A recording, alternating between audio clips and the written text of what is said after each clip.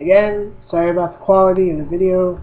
I wanted to, I said I was going to do more video responses, so I found this video of this guy. Let's see if we can get his username out here. And I'll just link to the video later. And he, I don't know if he's joking or not about what he's saying, but I just thought it brought up a couple of, a few things that I sort of could definitely talk about. He had some questions about Buddhism, and I thought maybe I could offer them up sort of as a person who considers themselves a Buddhist and not like traditionally or anything. As someone, let me write something down real quick. As someone who used to believe in God and not like a Judeo-Christian sort of concept of God, a very kind of God that he's talking about in this video. And somebody who, as a Buddhist, has not really come to understand the whole rebirth part of Buddhism. So hopefully I get this done quickly. I put you through 25 minutes of misery before. Talking about stuff like this, I should just get to the point. What happens when you obtain Nirvana? Specifically, what happens when you die? Now, Nirvana, I think, isn't something. Well, this is just what I think, and I am open to people talking with me about this, addressing sort of this stuff. Check out the description of my video. You can ask me anything, and I'll try to answer your questions on my website and on YouTube. Nirvana, I don't think, is something that is obtained. I know that that's how it's spelled out in Buddhism, but I don't think it's something that is obtained. I think Nirvana is something that's already there. It is realizing your true nature. And I hope that since this guy was raised Buddhist, he'll understand what I'm talking about. Your true nature is what I would call Nirvana. Nirvana, I guess, is not necessarily the true nature. It is being able to understand and be in touch with your true nature. With being okay with the way the world is around you. I don't think Nirvana is some state you reach where all of a sudden everything is perfect around you. You still see people doing horrible things to each other and the horrible things in the news. And it's still horrible. But you are at peace with the state of the world. You know you can't change everybody. You know you can't fix anything. I mean, you can try to fix some things, but you for sure can't fix everything. You can't make everything the way you want it. And so you are at peace with the way the world is around you at any moment. You may not particularly agree with, I think a lot of people take that when someone says that and thinks like, oh, so just the nuclear bombs going off everywhere and the women being raped and stuff, you're just at peace with it. It means you can still look at it and say that is not good for one another. That is not good for another person. But you're not clinging to having to put yourself through personal misery when bad things do happen. Even though you have a heart and you feel for that person, you know that it is not good for for bad things to happen to people, good people or bad people. But you don't let it cause you personal suffering. And it's very hard to think about, and it's very hard to do. I can't say that I've necessarily mastered that at all. I'm sure if somebody was doing something horrible in front of me, I might even act immorally to defend them. Well, I don't know that for sure, I guess. I hope I wouldn't, but I'm pretty sure my emotions might take over. But Nirvana is just, it isn't achieving something. It's being awake, it's being aware of the world around you, aware that you cannot change all of it, you can't make it perfect or fix it, that you must do your part, which is the Eightfold Path, which is doing things and being moral towards others and towards yourself. And there is a sense of like, even though bad things are going on around you, um, you know, there is something to be said about being able to still be happy and peaceful with yourself. That peacefulness, spreads. When people can be peaceful and happy still in a bad situation, that helps no matter what. And I just think that Nirvana is a very heavy realization and a state of being in touch with that. It's hard to explain, but I think that it isn't obtained. It is just there. The world is exactly the way it is around you. That is its state, and you learn to not suffer because of it, and you learn to be a better person even when it's there. And so since I don't think it's necessarily something that you obtain, I don't think that it gives you a check mark for something when you die. First of all, my belief on when you die is ultimately I don't know. I'm a very agnostic. And not in relation to, necessarily in relation to God. And people hear agnostic and they're like, oh, he's agnostic when it comes to God. I'll talk about that in a minute. But I am agnostic about a lot of the views of truth that I have. I mean, if I can't trust my perception, which has a lot to do with Buddhism, then I can't trust, my perception on what happens when we die. Ultimately, I don't know. But I do have thought about it, and I've thought of the Buddhist view of it, and this is the way that I've sort of absorbed it, and I've been reasoning with it a little bit. It has to do with your focus. And I don't mean your visual focus, I mean your mental focus. Now, I think that mental, that where you're having a thought, a concept, where that comes from, I'm not sure I know. I'm not sure science knows. I'm not sure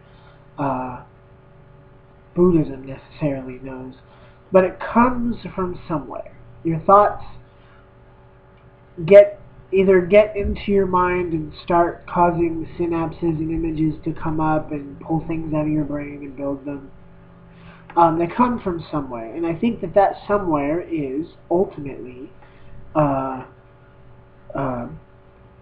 true nature of yourself. It comes from that. It's part of it. They call it consciousness, one consciousness. And so this consciousness, since there is no self, there is no like, that's my consciousness. It's this cloud that floats above me. Consciousness, we all share it. We share this one consciousness. And so where those thoughts come from that consciousness. I almost said it, but this consciousness, this one consciousness. And it comes out of that into your head for some reason. And so what I think what Buddhism believes, or the Buddha was trying to say, was that when you die, the consciousness doesn't die. It doesn't just go away because you died, because ultimately consciousness is shared with everyone, with everything that has consciousness. And so since that consciousness exists, um, if if your realization of you, if your thoughts and your cares and your perception, your experience um, is still there when you die, ultimately the experience is still alive. You die feeling like you want to keep being in life, like the guy in the video says, he wants to keep being me forever. If you still have that, if the consciousness is still feeding that to your body, then when you die, it still exists. And so when another human being, or a being that can have consciousness, is born or comes into the world, um, that consciousness is still there. That experience, that desire to be a being is still there. And so it goes into, or it affects another person. A body has been created, it has come out and into the world, and that desire to still be a person goes into that new person. Now that's not you, because ultimately this consciousness is shared. It is just simply that consciousness hasn't died. And that's where I sort of have an issue with sort of Buddhist thought on reincarnation, because I don't understand how obtaining nirvana releases that consciousness. Other than, I guess, maybe personally, since you don't have a desire to come back, you're not clinging to being human and being you forever. Maybe you dissipate it a little. You subtract from the ultimate conscious, shared consciousness. You sort of convert that energy into something else. You've converted it into what you have, what you feel like is nirvana. And I think that that's sort of how it's thought. I think that that's what the Buddha maybe was trying to explain. And I sort of understand it a little bit. I do. Um, but like I said, I'm still not quite convinced that I have that right. And that it's compatible with what I think is reasonable. The other thing that he talks about is, why can't Buddhists believe in God? Well, I'm a Buddhist that believes in God, and I think it's the definition of the word God that will always throw everyone off. Because one person hears God and they think like Jesus, other people hear God and they like think of Vishnu, they think I do believe in God. I just think that my definition of God is removed of definition. I have decided that the word God means ultimate reality. And that ultimate reality is defineless. You can't define it. You can't succeed at defining it. It must remain undefined. And so that God, that lack of definition of God, means that God doesn't listen to prayers. God doesn't, and that's hard to say. I can feel people watching this being like, "What?" God doesn't, people are being bad. All of a sudden bad things happen to them. Justice, things like that. God doesn't do what we do. And that's a whole other concept of humanizing God, and that could be another video that I'll do. People tend to humanize God. But what I'm talking about is not defining God. We want to say God is infinite. I would say no. That's a definition. God is not infinite. God is finite. God is not finite. God is an old man in the sky. He's not an old man in the sky. God is Jesus. No, God is not just Jesus. God involves you. It involves Jesus. It involves everyone. It involves everything. But we cannot find a border where we can say this is God. And so I refuse to do that as a believer in God. And so it does definitely make God compatible with Buddhism, because even though Buddhists don't believe in a God that will punish you if you do bad things, they do believe in ultimate reality. They believe they call it Buddha nature. They call it, that's what Nirvana attaches you to, or makes you realize. It is the state of realizing that, is seeing God's true form, which is actually without any form. It is